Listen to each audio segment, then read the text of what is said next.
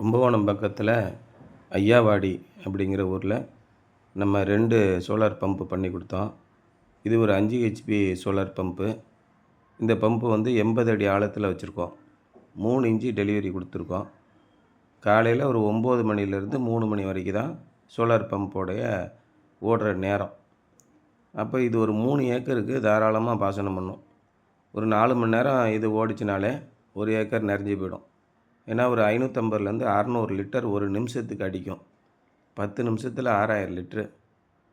அப்போ நீங்கள் பார்க்கும்போது 1 மணி நேரத்துக்கு 35,000லேருந்து 40,000 லிட்ரு பாயும். அதோட வெயிலோட வீரியத்தை பொறுத்து. அப்போ ஒரு ஏக்கர் நிறையணும் அப்படின்னா 1,00,000 லிட்ரு தேவை. 2லேருந்து 3 மணி நேரத்துக்குள்ளே வெயிலோட தன்மையை பொறுத்து ஆட்டோமேட்டிக்காக 1 ஏக்கர் நிறைஞ்சி போயிடும். நம்ம வெங்காரு பாசனம் பண்ணணும், நடவுக்கு நிலத்தை நம்ம தயார் பண்ணணும் அப்படின்னா 2 ஏக்கருக்கு இது போதுமான அளவு. ஒரு நாள் விட்டு பண்ணிங்கன்னா 3 ஏக்கர் வரைக்கும் தாராளமாக பண்ணலாம், நம்பகமாக பண்ணலாம். மின்சார தேவைக்காக நீங்கள் ஓட வேண்டியதில்லை. இலவச மின்சாரம் கிடைக்குமான்னு பல பேர் 10 வருஷமாலாம் காத்துக்கிட்டு இருக்காங்க. இந்த 10 வருஷத்தில் நீங்கள் முதலீடும் எடுத்திருக்கலாம். இது என்னென்னா, இலவச மின்சாரம் கொடுக்கறதுனால நிறைய விவசாயிகளுக்கு தெரியும். ஏற்கனவே இருக்க பம்பு செட்டோட நிறைய பம்பு செட்டு விவசாயிகளுக்கு நம்ம சப்ளை பண்ணும்போது மின்சாரம் வந்து வோல்டேஜ் உட்காந்துருது. அப்போ அதுலேயும் சிக்கலாகிடுது.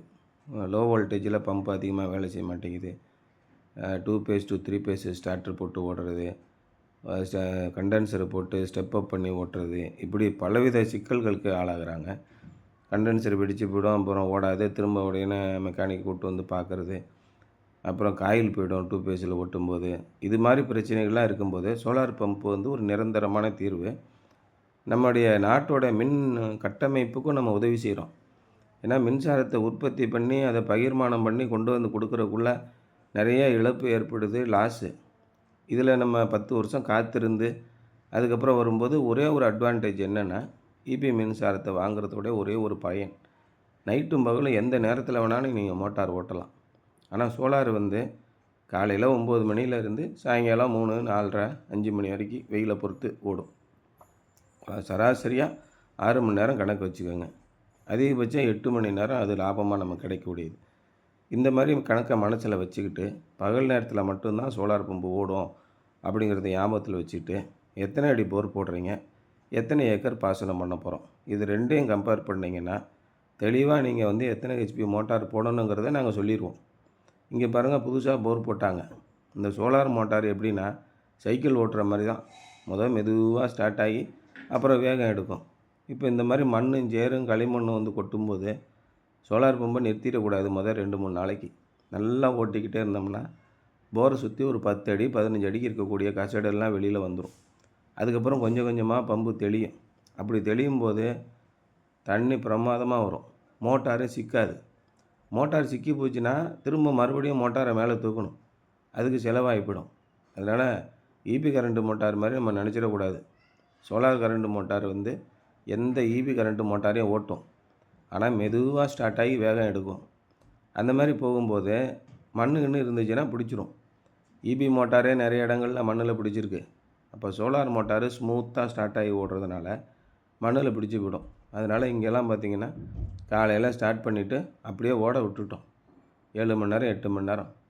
மறுநாள் காலையில் வந்து பார்த்தா மறுபடியும் பிடிக்குது.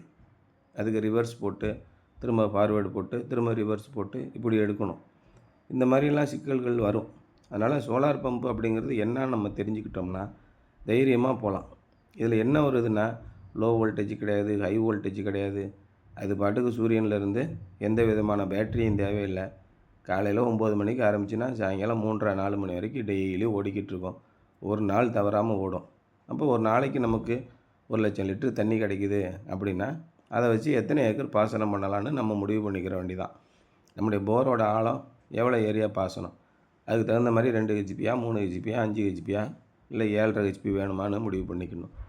ஒருத்தர் வந்து 14 ஏக்கர் பாசனம் பண்ணணும் சார், சோலார் பம்பு போடணும் அப்படின்னா 3 சோலார் பம்பு போடணும். ஒரே சோலார் பம்பில் நைட் அண்ட் டே.